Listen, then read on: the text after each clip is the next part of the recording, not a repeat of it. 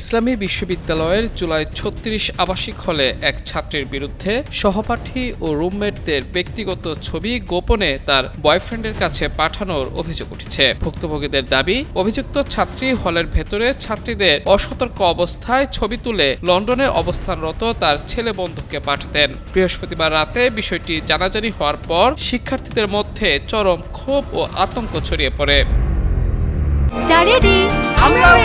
ভালোবাসার শ্রেষ্ঠ ব্লেন্ডে লাইফটা ভরপুর। চা মানেই ইস্পাহানি মির্জাপুর।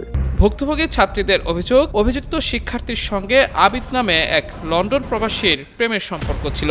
সেই যুবককে তিনি হলের সাধারণ ছাত্রীদের বিভিন্ন ব্যক্তিগত ছবি গোপনে সংগ্রহ করে পাঠাতেন।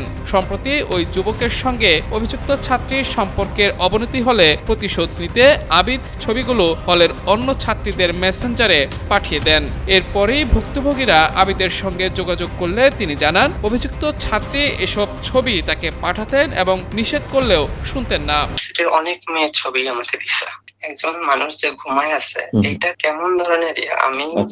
আমি না হইলে অন্য কোনো ছেলে হইলে এই ছবিগুলো তো একজন ঘুমায় আছে, মানে তার যখন মানুষ ঘুমায় থাকে তার ড্রেসের কিন্তু একটু পরিবর্তন হইতেই পারে। তো এই ধরনের ছবি যে তুলে দেয় সে কোনোভাবে সুস্থ মস্তিষ্কের মানুষ হইতে পারে না। আমি যখন তাকে এই বিষয়ে বলছি, সে হচ্ছে অট্ট হাসিতে ফেটে পড়তো, মানে তার ভিতরে একটা পৈশাচিক আনন্দ।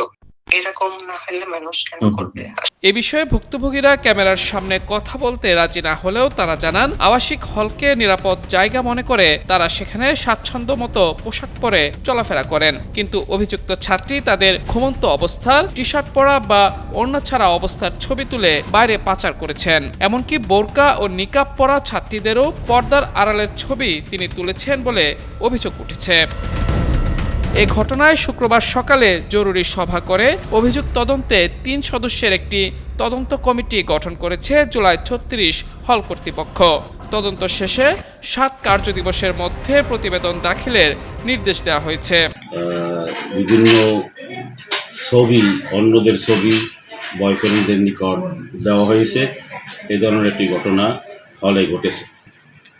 রুমে যারা অভিযোগ আমার কাছে দিয়েছে তাদেরকে ডেকেছি এবং তাদেরকে ডেকে তাদের নিকট থেকে আমি অভিযোগ নিয়েছি।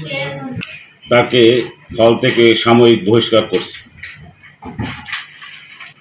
এবং তার ফাদার এখানে অনতিবিলম্বেই উপস্থিত হবেন।